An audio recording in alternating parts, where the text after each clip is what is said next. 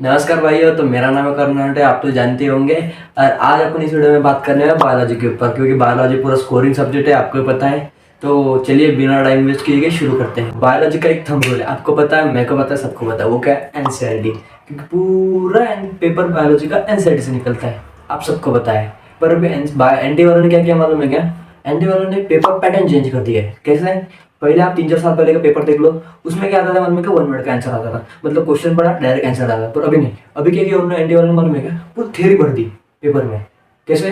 अभी मतलब पहले 1 वर्ड का था, तो अब पूरा ट्रू फॉल्स, असर्शन रीजन ऐसे भर दिए, स्टेटमेंट वाइज क्वेश्चन ऐसे बहुत सारा भर दिया, मतलब टाइम बढ़ा दिया। और पैटर्न भी चेंज, मतलब एग्जाम पैटर्न भी चेंज कर दिया, और सिलेबस भी रिड्यूस कर दिया आपको। अभी आपको पता है, अब ये नए सिलेबस में कैसे अपन रिवीजन कर सकते हैं, कैसे अपना स्कोर बढ़ा सकते हैं, इस वीडियो में वही बात करने वाले हैं अपन।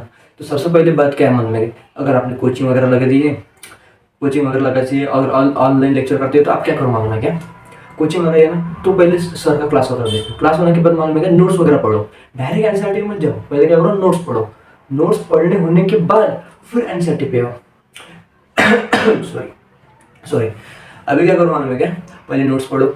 नोट्स में समझ में आएगा अपने को। एक टॉपिक है, अगर अपन ने लिया ब्रायोफाइट, अगर आप प्लांट किंगडम में ब्रायोफाइट आप पढ़ रहे हैं, तो पहले मालूम है कि बायोफाइट का नोट्स पढ़ लो। नोट्स में जो जो आता है वो सर ने पढ़ा है वो पढ़ लो। फिर बायोलॉजी पे आओ, मतलब एनसीईआरटी पे आओ। कैसे? क्यों मालूम है क्या? क्यों मालूम है क्या? एनसीईआरटी में क्या क्या मालूम है? ब्रायोफाइट है, प्लांट किंगडम में ब्रायोफाइट है। ब्रायोफाइट में अगर आप पहले एनसीईआरटी पढ़ोगे, पूरी थ्योरी लिखी हुई है, पूरी, मतलब ऐसे पैराग्राफ के पैराग्राफ पढ़े हुए। तो आप क्या करो मालूम है? वैसा मत करो। आप करो पहले नोट्स पढ़ो, फिर एनसीईआरटी पे आओ। क्लास करके नोट्स पढ़ो, फिर एनसीईआरटी पे आओ। अगर आप ऑनलाइन कर रहे हैं तो भी डायरेक्ट एनसीईआरटी मत आओ। पहले क्लास करो सर का, आप जिस किसका करते होंगे उनका क्लास करो, फिर उनकी नोट्स पढ़ो, फिर एनसीईआरटी पे आओ। अगर आप डायरेक्ट एनसीईआरटी पे आओगे तो आपको समझ में नहीं आएगा, फिर कुछ फायदा लेने रहेगा। इसलिए मैं क्या बोल रहा हूँ, पहले नोट्स फिर ये। अगर आप क्लास भी करते होंगे सर के, अगर आप ऑनलाइन लेक्चर कर रहे हो, तो आप स्विच मत करो, टीचर स्विच मत करो, क्योंकि आपको समझ में नहीं आएगा फिर। इसलिए मैं जो टीचर पकड़ा ना वो लास्ट तक लेके चलो। अगर आप उस टीचर पे फेथ करते हैं तो वो आपको लास्ट तक लेके जाएंगे, मतलब कॉलेज तक लेके जाएंगा। समझ में आया? दूसरी बात बोल रहे तो एनसीईआरटी पढ़ना मतलब रट्टा मारना नहीं पूरा। एनसीईआरटी पढ़ना तो उसमें तो समझ लो आप। अगर आप प्लान किंगडम में अलग पढ़ रहे हैं अपन, तो अलग में क्या क्या सेलुलोज वगैरह है वो जो है ना, तो आप उसको पढ़ो मत, मतलब ऐसे रट्टा मारने जैसा याद मत करो, आप उसको समझ लो। समझ याद कैसे मालूम? अपने अपने दिमाग में ज्यादातर याद, मतलब ज्यादा दिन तक रहेगा। अगर आप सिर्फ पढ़ रट्टा मार रहे हो तो आप भूल जा सकते हैं। अगर आपने वही समझ लिया ना आपने, तो आपके दिमाग में लॉन्ग टाइम तक रहेगा। सॉरी यार, मेरी हिंदी थोड़ी अच्छी नहीं है इसलिए बात कर रहा। लॉन्ग टाइम तक रहेगा, समझ में आया?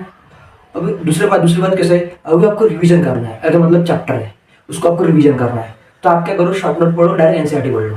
शॉर्ट नोट पढ़ के एनसीईआरटी पढ़ो, मतलब अब शॉर्ट नोट पढ़ी तो आपको थोड़ी दिमाग में ये रिकॉइल होगा। आप फिर एनसीईआरटी पे आएंगे।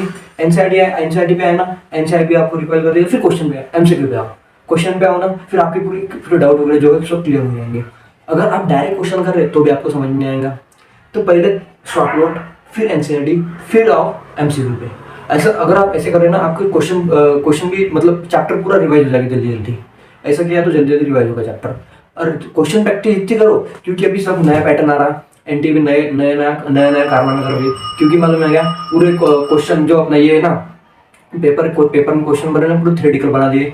बड़े बड़े क्वेश्चन आ रहे, असर्शन रीजन, स्टेटमेंट वाइज, ऐसे बहुत सारे आ रहे ना, आपको टाइम भी ज्यादा लग रहा है। इसलिए आप क्या करो मालूम है क्या?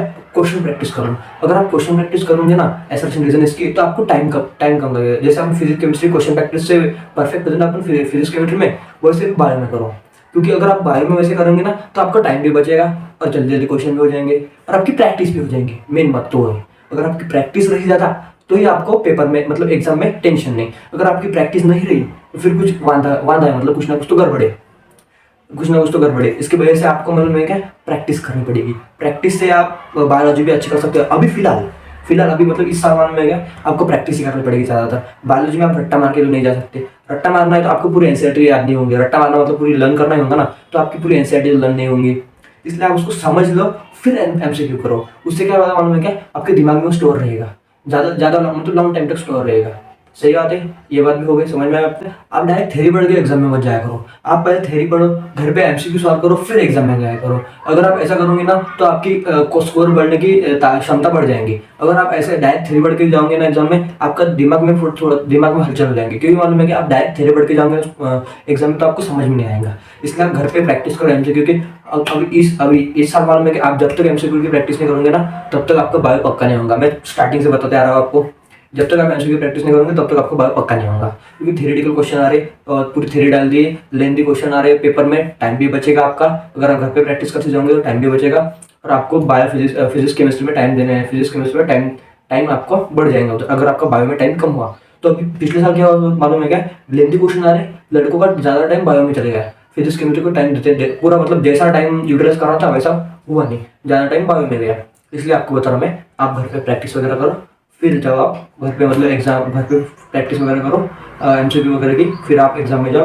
वैसा मालूम है कि आपका टाइम बच जाएगा, सबसे मेन बात वही है। और ये पूरा पेपर टाइम का है, 3 घंटों में आपको क्वेश्चन करना है, और फिजिक्स और केमिस्ट्री में ज़्यादा टाइम लगता है। बायो में आप जब तक आप बायो में टाइम कम नहीं करेंगे तब तक आपका फिजिक्स केमिस्ट्री में ज़्यादा टाइम देते रहेगा। इसलिए मैं यही बता रहा था। तो इस वीडियो में इतना ही, तो मिलते हैं अगले वीडियो में, तब तक के लिए जय श्री राम। वीडियो पसंद आ गई लाइक शेयर सब्सक्राइब करना मत भूलना।